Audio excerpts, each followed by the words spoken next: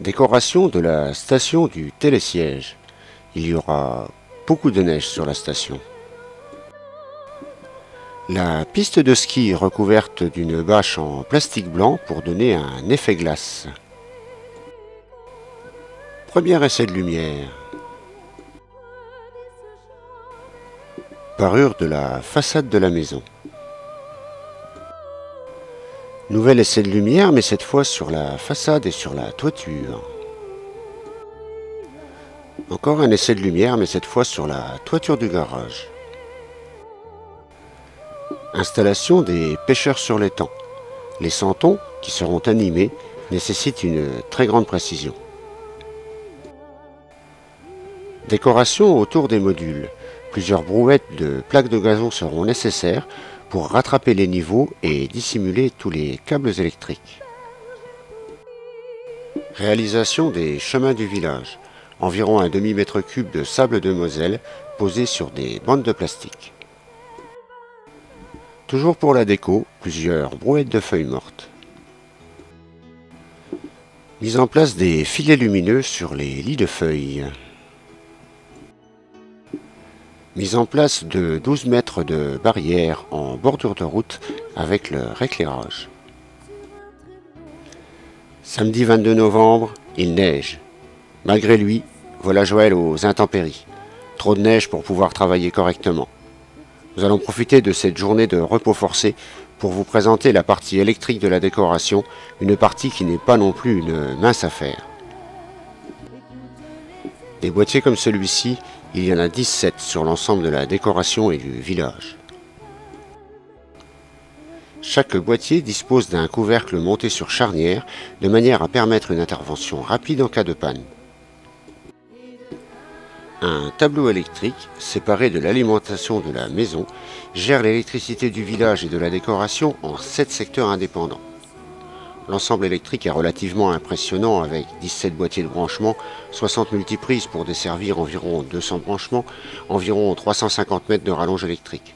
Le tout pour assurer le fonctionnement du télésiège, des modules animés, des 18 filets lumineux couvrant environ 21 mètres carrés, des 14 rideaux lumineux couvrant 35 mètres carrés, des 45 guirlandes électriques d'une longueur totale de 620 mètres sans tenir compte des 200 mètres de guirlandes électriques sur le grand sapin et 165 mètres de cordons lumineux. Cet ensemble électrique, éclairage et mécanisme, consomme 9 kW de l'heure. Les sujets de la crèche sont installés. Installation de l'atelier du forgeron. La mise en place des animations nécessite des réglages sur place. Chez le forgeron, il n'y a pas que l'atelier, il faut aussi préparer l'habitation. Installation des ours dans le chalet de Boucle d'Or. Attention, chacun sa place. Grosse galère. De la neige partout et le télésiège qui ne fonctionne plus. Le transformateur est grillé. Préparation du matériel pour la déco du paysage de neige. Environ 50 mètres carrés. En premier lieu, il faut recouvrir le sol d'une feuille de plastique pour éviter de salir la ouate. Ensuite, on dépose le rouleau de ouate. Dans le même temps, il faut penser à mettre en place tous les sujets et la lumière, ainsi la ouate dissimulera tous les câbles. Préparation et plantation des arbres enneigés. Bonne nouvelle, Joël a racheté un transformateur pour le télésiège et tout fonctionne. Toujours aux côtés de Joël, le maître des lieux qui surveille tout. Nous voici dans la phase de préparation de la ferme. Préparation et réglage des santons animés. Faites place, c'est l'heure de l'arrivée du bétail. Mesdames, le lavoir est prêt. Ma foi, si vous avez du linge. Beaucoup de matériel et d'animation pour la boulangerie. Pour ce qui est des champs de culture, c'est presque prêt. Quant aux moutons, devant la bergerie, il pâture déjà. Préparation de l'habitation du menuisier charron. Et il ne faut pas oublier de mettre la chambre en place. Joël est souvent obligé de faire de la gymnastique pour aller disposer un sujet au fond d'un module. Mise en place et réglage des ouvriers charrons. Construction des chemins du village en sable de Moselle sur feuilles de plastique.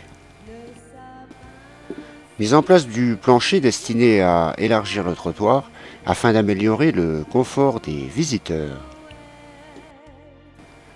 Le village commence à s'animer. En arrière-plan, l'épicière et l'aiguiseur. Des branches de sapin pour parfaire la décoration. Joël remercie les donateurs qui se reconnaîtront. 2 décembre, J-4, mise en place de la petite déco. Ici des volailles. Des petits sujets en porcelaine. Des biches et des fans. L'orchestre qui animera le kiosque à musique. Le rempailleur de chaises, également une nouveauté 2008. 4 décembre, J-2, encore quelques galets pour terminer la déco. Préparation du socle qui servira de support au peintre. Ce support est en fait un des 17 boîtiers électriques. Voilà, tout est caché. Quelques branches de sapin pour affiner la déco. Mise en place de la barrière de protection dans le haut du village. Voilà, tout est terminé. C'est le grand nettoyage en attendant le jour J. C'est dans 2 jours. Bravo Joël, un travail formidable, environ 250 heures pour un résultat magnifique qui a su attirer cette année environ 25 000 personnes tout le long du mois de décembre. Et quand je dis 25 000 personnes, avec au moins 2500 le jour même de Noël. Encore une fois, bravo et bonne fête de fin d'année.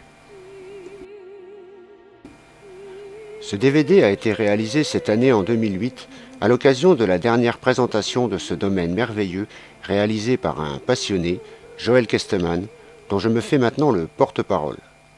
Joël adresse ses plus sincères remerciements à tous ceux qui ont participé à l'élaboration de cette maison du Père Noël, avec notamment son épouse pour son aide et ses encouragements, les donateurs qui se reconnaîtront et qui ont bien fait plaisir à Joël, la commune de Warcq pour la mise en place de signalisation routière et de barrières de sécurité, l'association qui s'est déplacée à plusieurs reprises pour canaliser la circulation et assurer la sécurité des piétons, la chanteuse ardennaise Adeline pour son concert du jour de Noël, le Père Noël qui pendant 3 heures a enchanté le public et surtout les enfants, les radios RVM et Radio France Bleu Champagne qui ont chacune diffusé 2 annonces pour cette exposition, notre quotidien L'Union Lardonnais pour ses 3 articles parus courant décembre et tous les articles bien sympathiques qu'ils ont publiés au cours de ces 9 années.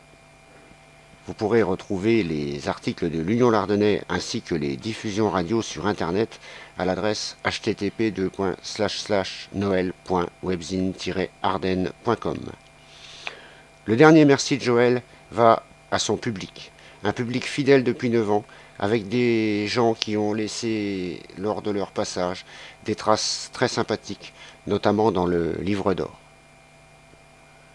Je me joins à Joël pour vous souhaiter à toutes et à tous de très bonnes fêtes de fin d'année.